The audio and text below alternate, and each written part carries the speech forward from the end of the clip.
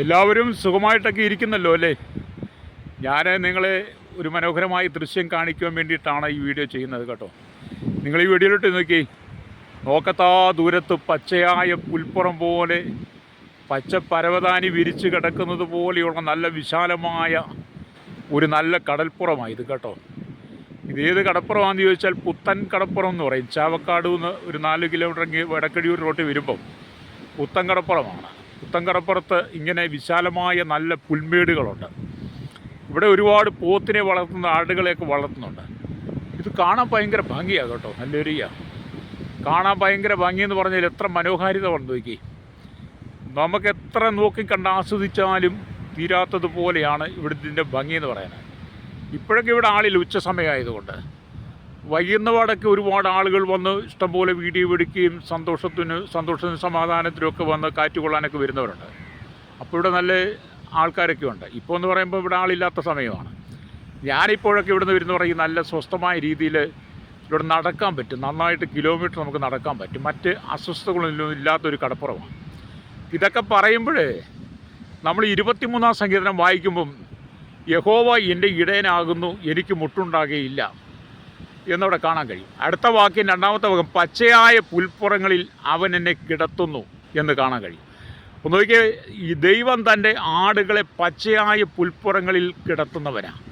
അപ്പോൾ ഈ പച്ചയായ പുൽപ്പുറങ്ങൾ കാണുമ്പോൾ നമുക്ക് മനസ്സിലാക്കാൻ കഴിയും നമ്മുടെ ദൈവം നമ്മെ എത്രമാത്രം പരിപാലിക്കുന്നുണ്ടെന്ന്. ഹല്ലേലൂയ. അപ്പം ദൈവത്തിൻ്റെ കൈക്കലെ ആടുകളായ നമുക്കും ഇതേ അനുഭവമാണ് ദൈവം തന്നത്. പച്ചയായ ഈ പുൽപ്പുറം എന്ന് പറഞ്ഞാൽ പച്ച പരവതാനി വിരിച്ച് പച്ച നിറത്തിൽ കിടക്കുന്ന ഈ അനുഭവം പോലെ തന്നെയാണ് ദൈവം നമുക്ക് ഭൂമിയിൽ നന്മകൾ തന്നത്. പക്ഷെ മനുഷ്യൻ്റെ പാപം മുഖാന്തരം എന്ത് ചെയ്തു? അത് മുള്ളും പറക്കാരെയും കൊണ്ട് നിറയപ്പെട്ടതായിപ്പോയി.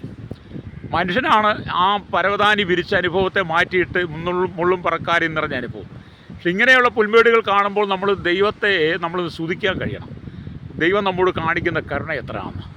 ഇവിടെ അനവധി പോത്തുകളുണ്ട്. അതുപോലെ ഒരുപാട് വിദേശ പക്ഷികളൊക്കെ ഇപ്പം വന്ന് ഇര തേടുന്നതൊക്കെയുണ്ട്. ഇതൊക്കെ കാണുമ്പോൾ വലിയ സന്തോഷമാണ് കേട്ടോ.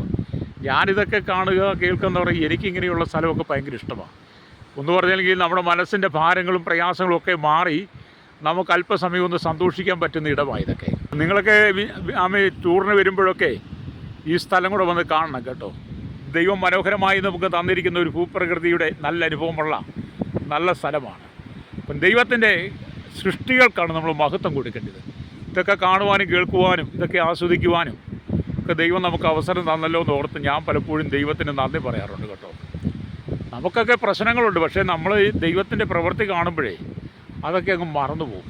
എന്തായാലും ദൈവം നിങ്ങളൊക്കെ അനുഗ്രഹിക്കട്ടെ. നമുക്ക് ദൈവത്തിന് മഹത്വം കൊടുക്കാം, ദൈവത്തിൻ്റെ പ്രവൃത്തികൾ സന്തോഷിക്കാം. അടുത്തൊരു വീഡിയോയിൽ കാണുന്നിടം വരെ എല്ലാവർക്കും ഒരിക്കൽ കൂടെ വന്ദനം പറയുന്നു. എല്ലാവരെയും ദൈവം അനുഗ്രഹിക്കട്ടെ.